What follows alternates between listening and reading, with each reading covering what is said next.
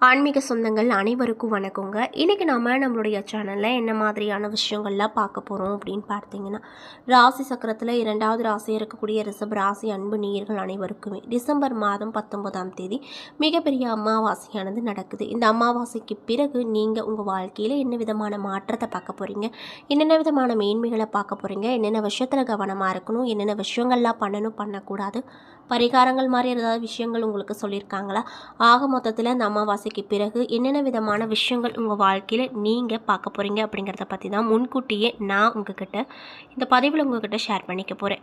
இந்த பதிவில் சொல்லக்கூடிய எல்லா தகவலுமே ரிஷபராசி அன்பு நேயர்களுக்கு ரொம்பவே பயன் தரக்கூடிய விஷயங்களாக தான் இருக்க போகுது. ஸோ வீடியோவை ஸ்கிப் பண்ணாமல் தொடர்ச்சியாக பாருங்கள். அது மட்டும் இல்லாமல் உங்களுக்கு மகாலட்சுமி தாயாரை ரொம்ப பிடிக்கும்னா இந்த வீடியோக்கு ஒரு லைக் பண்ணிவிட்டு உங்களுடைய ஆள் மனதில் நிறைவேறாத விஷயம்னு சொல்லிட்டு நிறையவே இருக்கும், அதில் ஏதோ ஒரு விஷயம் நடக்கணும்னு சொல்லி மனதார வேண்டிட்டு நம்மளுடைய கமெண்ட் பாக்ஸில் மகாலட்சுமி தாயாருக்கு போற்றி அப்படின்னு சொல்லி மறக்காமல் பதிவிடுங்க. மேலும் நீங்கள் இந்த டைமில் அந்த அம்மனை நினச்சி இப்படி ஒரு விஷயம் பண்ணும்போது கண்டிப்பாக உங்களுக்கு நல்ல ஒரு மாற்றத்தை அந்த அம்மன் ஏற்படுத்தி கொடுப்பாங்க. ஸோ நம்பிக்கையோடு இந்த ஒரு விஷயத்தை பண்ணி பாருங்கள். மேலும் நீங்கள் இப்போ தான் நம்மளுடைய முருகன் ஆஸ்ட்ரோ சேனலை பார்க்குற மாதிரி இருந்தால் மறக்காமல் சப்ஸ்கிரைப் பண்ணிவிட்டு கீழே இருக்கும் பெல் ஐக்கானையும் மறக்காமல் கிளிக் பண்ணுங்கள். அப்போ தான் நம்ம சேனலில் போடுற எல்லா வீடியோவுமே நோட்டிஃபிகேஷனாக உங்கள்கிட்ட உடனுக்குடனே வந்து சேரும். ஸோ இப்போ வாங்க நம்ம வீடியோக்குள்ளே போய் தெளிவாக பார்த்து தெரிஞ்சுக்கலாம்.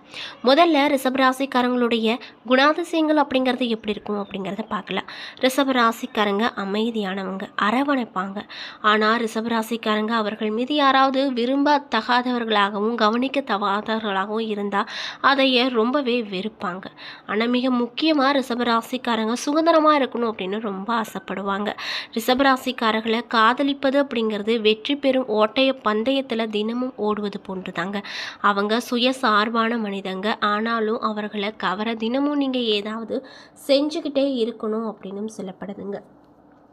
அது மட்டும் இல்லாமல் இந்த ரிஷபராசியை பொறுத்த வரைக்கும் இயற்கையாகவே தலைமை பண்பு கொண்டவங்களாகவே இருப்பாங்க. அதனால் அவங்க எப்பொழுதுமே சுதந்திரத்தை விரும்புகிறாங்க.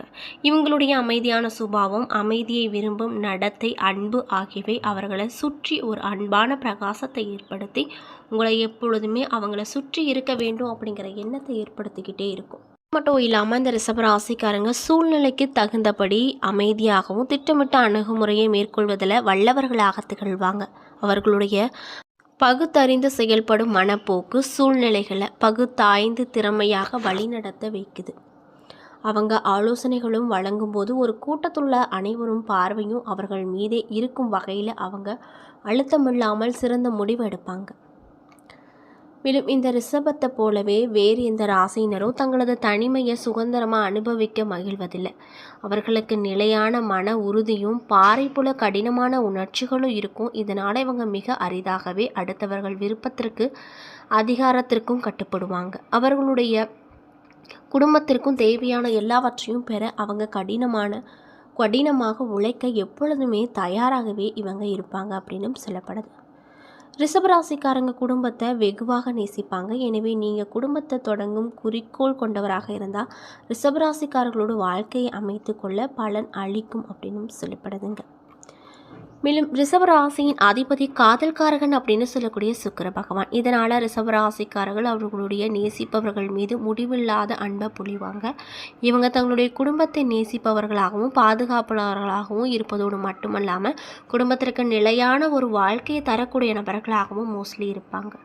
இப்படிப்பட்ட அன்பு நேயர்களுக்கு இந்த அமாவாசைக்கு பிறகு என்னென்ன விதமான நிகழ்வுகள் நடக்க போகுது, என்னென்ன விஷயத்தில் கவனமாக இருக்கணும், என்னென்ன விஷயங்கள்லாம் பண்ணணும் பண்ணக்கூடாது அப்படிங்கிறத பற்றி தான் நான் உங்ககிட்ட இந்த பதிவின் மூலியமாக ஷேர் பண்ணிக்க போகிறேன். இந்த பதிவில் சொல்லக்கூடிய எல்லா விஷயங்களும் ரிஷபராசிக்காரங்களுக்கு ரொம்பவே பயன் தரக்கூடிய விஷயமாக தான் இருக்க போகுது. ஸோ வீடியோவை ஸ்கிப் பண்ணாமல் தொடர்ச்சியாக பாருங்கள். அது மட்டும் இல்லாமல் ரிஷபராசிக்காரங்க யாராவது இந்த பதிவை பார்க்குறீங்கன்னா நான் சொன்ன விஷயம்லாம் உங்களுக்கு கரெக்டாக இருந்துச்சு அப்படின்னா நம்மளுடைய கமெண்ட் பாக்ஸில் கரெக்டுன்னு சொல்லி மறக்காமல் பதிவிடுங்க. ஸோ இப்போ வாங்க நம்ம வீடியோக்குள்ளே போகலாம். ரிஷபராசியில் கார்த்திகை 2, 3, 4 பாதங்கள், ரோகிணி, மிருகசீரிஷம் 1, 2 பாதங்கள் என நட்சத்திரங்கள் இருக்குது. கிரகநிலைகளை பார்க்கும்போது தைரிய வீரிய ஸ்தானத்தில் குரு இருக்கார். சுகஸ்தானத்தில் கேது, ரணருண ரோகஸ்தானத்தில் புதன், களத்திரஸ்தானத்தில் சூரியன், செவ்வாய், சுக்கிரன், தொழில் ஸ்தானத்தில் சனி, ராகு, லாபஸ்தானத்தில் சந்திரன் என கிரக நிலைகள் அமைஞ்சிருக்குங்க. இதனால் உங்களுக்கு இந்த அமாவாசைக்கு பிறகு என்னென்ன விதமான நிகழ்வு நடக்கும் அப்படின்னு பார்த்தீங்கன்னா, உலக அனுபவ ஞானமுடைய ரிஷபராசிக்காரர்களுக்கு இந்த காலகட்டம் எப்படி இருக்குன்னு பார்த்தீங்கன்னா, நீங்கள் கொடுத்த வாக்கை இந்த காலகட்டத்தில் கண்டிப்பாக காப்பாற்ற முடியும் அப்படின்னு சொல்கிறாங்க. அது மட்டும் இல்லாமல் எல்லாத்துலேயுமே சாதகமான பலன்கள் கிடைக்கும். கடுமையான முயற்சி மேற்கொள்வது குறையும். அதாவது சின்ன விஷயமா இருந்தாலும் ரொம்ப கடுமையாக முயற்சி செய்து அதில் வெற்றி பெறக்கூடிய சூழ்நிலை அப்படிங்கிறது இதற்கு முன்னாடி உங்களுக்கு இருந்திருக்கும். ஆனால் இந்த அமாவாசைக்கு பிறகு அந்த நிலை மாறப்போகுது.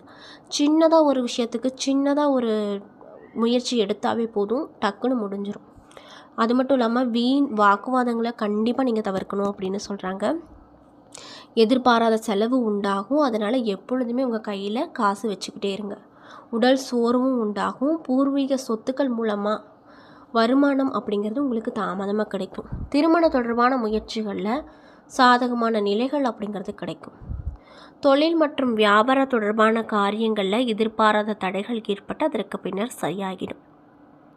பணவரத்து அதிகரிக்கும். எதிர்பார்த்த பண உதவி அப்படிங்கிறது எங்கேயாவது கேட்டிருப்பீங்க, அந்த விஷயங்களும் இப்போ நடக்க போகுது.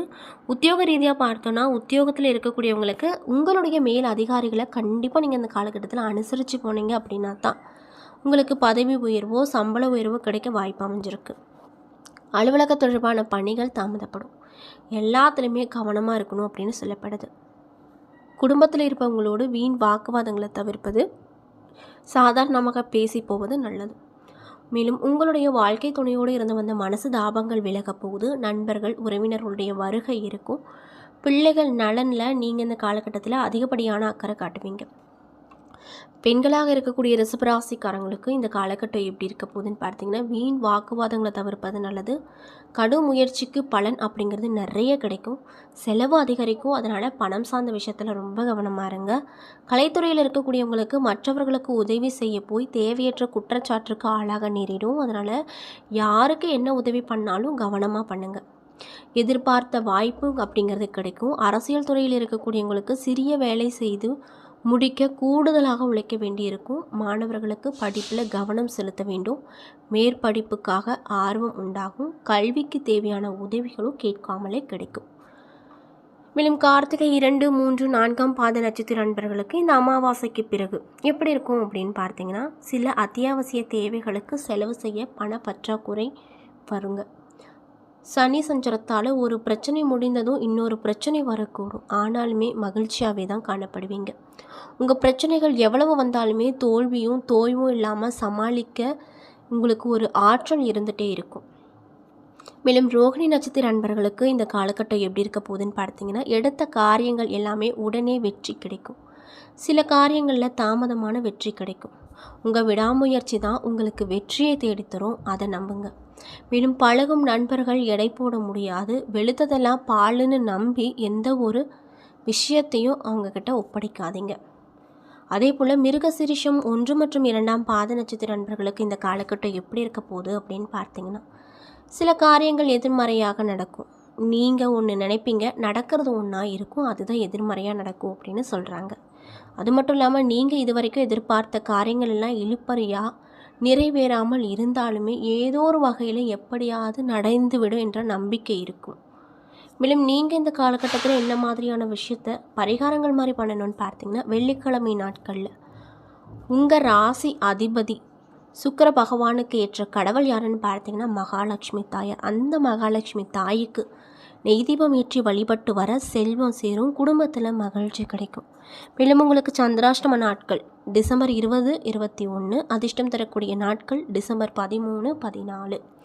என்ன நண்பர்களே, இந்த பதிவுகளில் ரிஷபராசி அன்பு நேயர்கள் அனைவருக்குமே இந்த அமாவாசைக்கு பிறகு என்னென்ன விதமான நிகழ்வுகள்லாம் நீங்கள் பார்க்க போகிறீங்க, என்ன விஷயத்தில் நீங்கள் ரொம்ப கவனமாக இருக்கணும், என்ன விஷயங்கள்லாம் பண்ணணும் பண்ணக்கூடாது, பரிகாரங்கள் மாதிரி ஏதாவது விஷயங்கள் உங்களுக்கு சொல்லியிருக்காங்களா, அந்த விஷயங்கள்லாம் என்ன அப்படிங்கிறத பற்றி தெளிவாகவும் விரிவாகவும் நான் இந்த பதிவில் உங்ககிட்ட சொல்லியிருப்பேன்.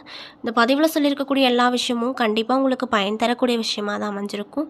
ஸோ வீடியோ பிடிச்சிருந்தால் லைக் பண்ணுங்கள், ஷேர் பண்ணுங்கள். அது மட்டும் இல்லாமல் நம்மளுடைய முருகன் ஆஸ்ட்ரோ சேனலை நீங்கள் இப்போ தான் பார்க்குற மாதிரி இருந்தால் மறக்காமல் சப்ஸ்கிரைப் பண்ணிவிட்டு பாருங்கள். நன்றி.